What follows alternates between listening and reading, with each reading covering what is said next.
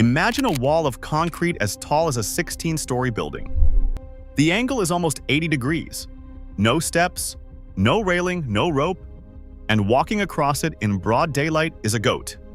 She does not fall, does not slip, and stops on a ledge the width of a phone, turns sideways, and calmly starts licking the stone. A minute later, another one joins her, then a third.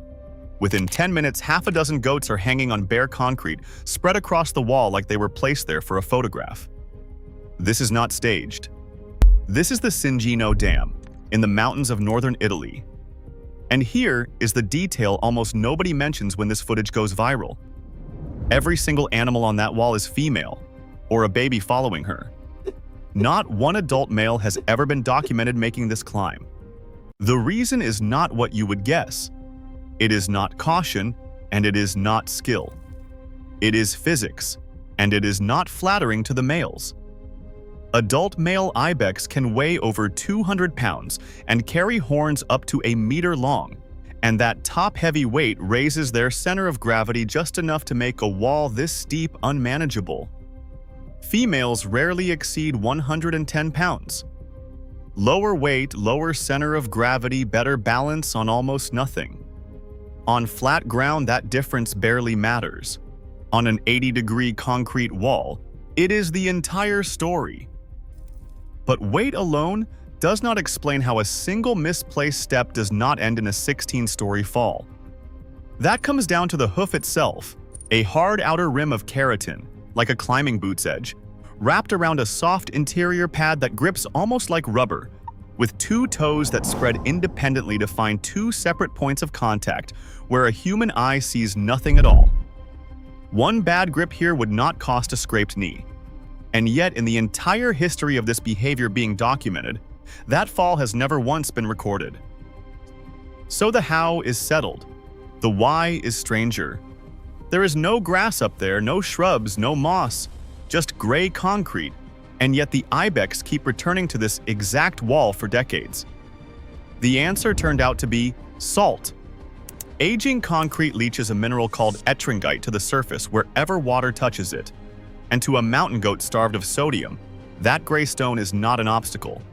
It is dinner. And this is not one dam being strange on its own. The same all-female climb has been documented at the Barbolino Dam in Lombardy and at Lago della Rosa in Piedmont. Different walls, different valleys, the same pattern repeating itself. Season after season, wall after wall, it was always the same. Females, kids, never a fully grown male, and researchers can say that with real confidence, not just an impression. An ibex's horns grow a new visible ring every year, the way a tree does, which means age and sex can be read off a single photograph from a safe distance. Nobody has to catch an adult male in the act to rule him out. His horns would already have given him away. Here is where it gets stranger still. You would think a climb like this takes years to learn. It does not. A kid can be doing it within days of being born, wobbling, correcting, memorizing the exact route its mother takes one ledge at a time until the terrifying becomes routine before it can even properly walk on flat ground. Which begs an obvious question. If the wall is this dangerous, why start so young? Because the wall is not actually the danger. Wolves and golden eagles hunt these animals, and they target kids specifically, the slowest, smallest, easiest meal in the herd. Every one of those predators is fast on flat ground and nearly useless on a cliff face. So the youngest, most vulnerable ibex are pushed toward the most dangerous-looking terrain on the mountain, because it is the only place a predator cannot follow. Here is the part that complicates that explanation. For most of the 20th century, that predator was not actually there. Wolves were hunted out of the entire Alps by the early 1900s, and for decades, generations of ibex climbed with no wolf anywhere near them. The species only began naturally returning to the Italian Alps in the 1990s, first crossing from France, then slowly spreading east, decade by decade, pack by pack. Which means the instinct to bolt for a vertical wall at the first sign of danger sat unused against any real threat for decades.